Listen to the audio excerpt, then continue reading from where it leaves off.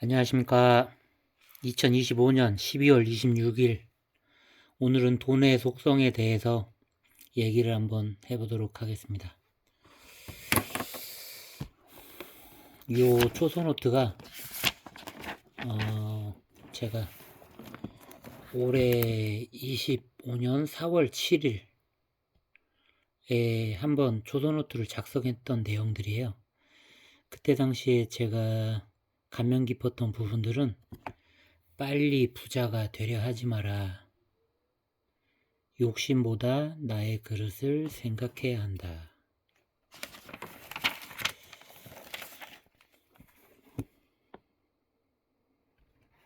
돈을 버는 기술, 모으는 기술, 유지하는 기술, 쓰는 기술. 요 네 가지는 잘 차려진 밥상의 네 다리와 같다.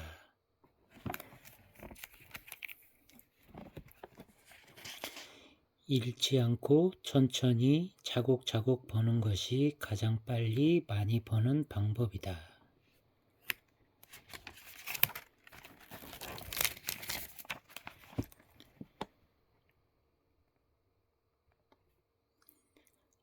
빌 게이츠가 이런 말을 했다고 해요. 가난은 낭만이나 겸손함이라는 단어로 덮어놓기엔 너무나도 무서운 일이다. 가난하게 태어난 건 죄가 아니지만 가난하게 죽는 것은 나의 잘못이다. 이때 당시에도 제가 이 글을 읽으면서 이 검정색 글씨나 빨간색 글씨는 책 내용이고요. 파란색은 제 개인적인 의견이나 그런 것들을 이렇게 써놓는 부분이었는데, 제가 4월 달에도 이 TPU라는 거를 메모를 해놨더라고요.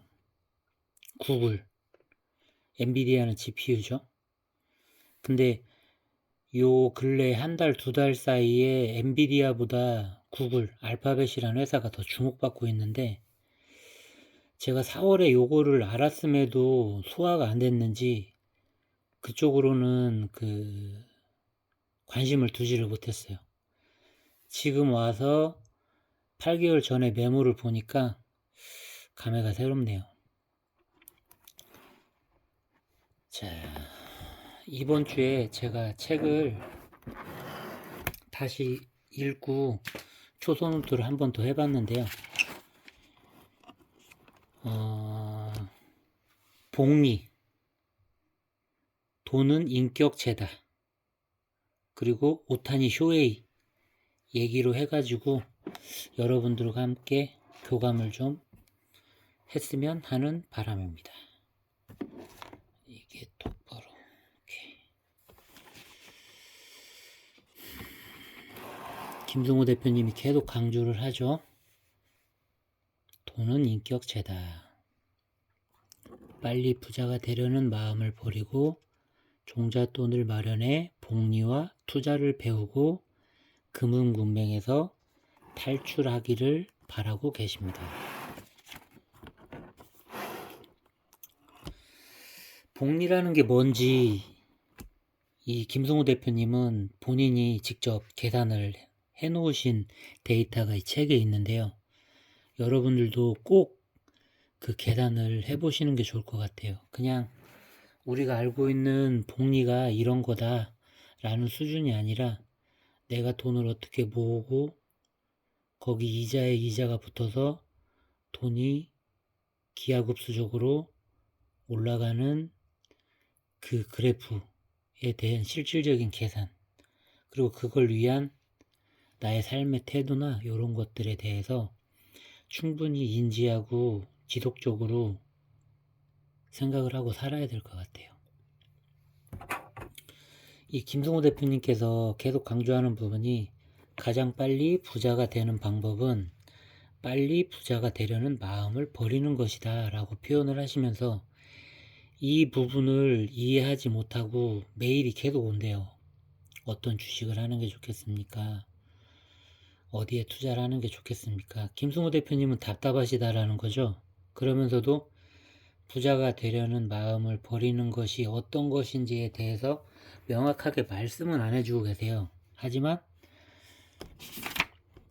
이 412페이지까지 읽게 되면 그게 어느 정도는 감이 옵니다.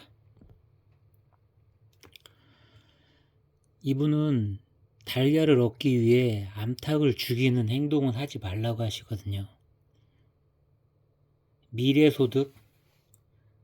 미래소득을 현재 쓰지 않는, 이를테면 신용카드 없애기, 직불카드로 바꾸기, 포인트에 휘둘리지 않기, L포인트니 마트에서 주는 포인트들 있죠. 그거는 더 사용하기와 포인트 수집용 구매에 불과하다. 이런 식으로 말씀을 하고 계세요. 제 지인들도 이 종잣돈, 시드머니 이런 것들에 대해서 고민을 많이 하고 계시더라고요. 근데 제가 드릴 수 있는 말은, 이 김승호 대표님도 똑같이 얘기를 하고 계신데, 작은 돈은 큰 돈의 씨앗이에요. 씨앗을 함부로 하고 돌보지 못하면 어떤 것도 키우지 못해요. 내가 벗는 월급이 100만 원이라도 있다면 용돈기 입장, 지출, 매달 관리하는 게 어렵다면 분기에 한 번 정도라도 검토를 해보시는 걸 추천드려요. 그래도 돈 나올 구멍이 없다. 그러면 종신보험을 해지하시는 것도 좋은 방법이라고 생각합니다. 저도 8개월 전에 신용카드를 없앴고 최근에 들어서 보험을 다시 이렇게 엎어가지고 새로 정리를 했고요. 그러면서 종신보험도 없앴습니다. 흔히 종신보험이라는 거는 내가 어떻게 됐을 때, 내가 가장이라는 사람인데 내 가족을 위해서 남겨놓는 리스크 해지의 하나의 수단으로 가지고 계신 분들이 많은데, 제가 없다고 해서 가족들이 어떻게 된다라고 하면 그 생각이 차라리 더 무서운 것 같아요. 제 개인적인 생각이지만 고기 잡는 법을 알려주는 게 맞는 거고, 실생활에 그거를 조금씩이라도 해보고 이렇게 하는 게 더 중요한 것 같아요. 결코 보험사는 개인들에게 혜택을 주는 그런 착하고 좋은 기업이 절대 아닙니다.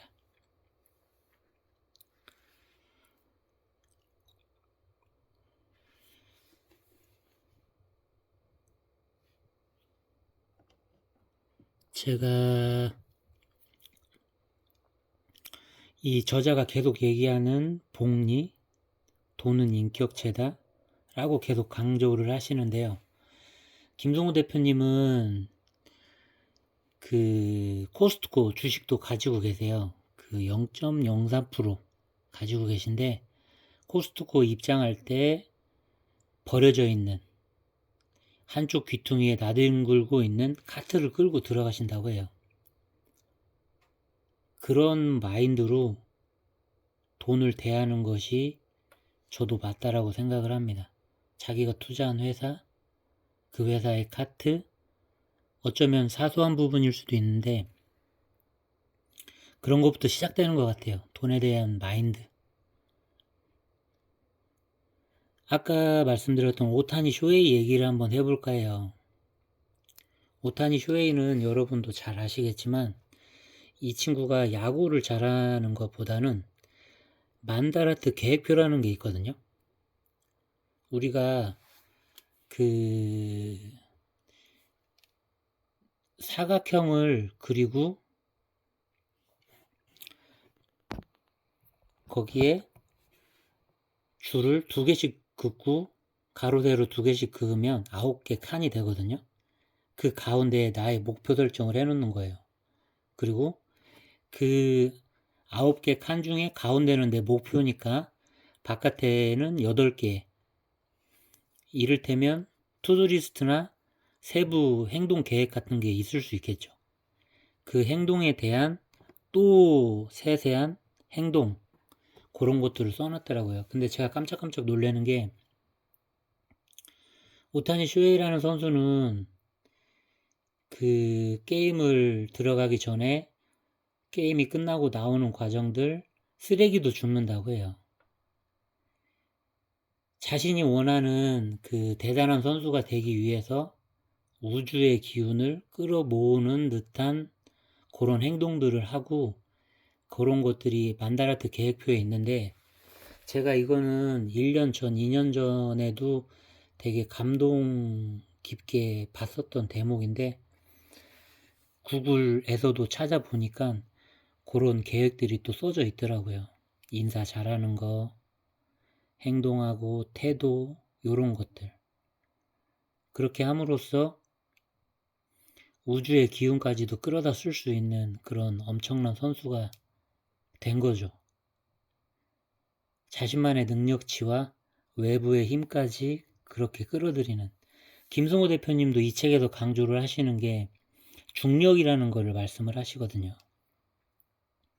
강원도 산골에 물줄기가 있어요. 그게 한강이라는 거대한 강을 이루고 그게 서해안 쪽으로 빠져나가는 동안 큰 물줄기들로 중력이 이끌림에 인해서 물이 많아지고 그게 또 뭐 바다로 지나가는 거죠. 돈 또한 그런 중력의 기운이 있듯 오타니 쇼헤이가 그런 사소한 행동을 했었던 것처럼 여러분들도 그 삶을 영위하는 데 있어서 작은 행동들, 태도, 마음가짐들 그런 것들을 좀 잘 꾸려나가셨으면 하는 바람입니다. 오늘 여러분들과 공유하고 싶었던 복리, 인격체라는 단어들도 있고 부가적으로 몇 가지만 더 말씀드리고 마감을 하도록 할게요.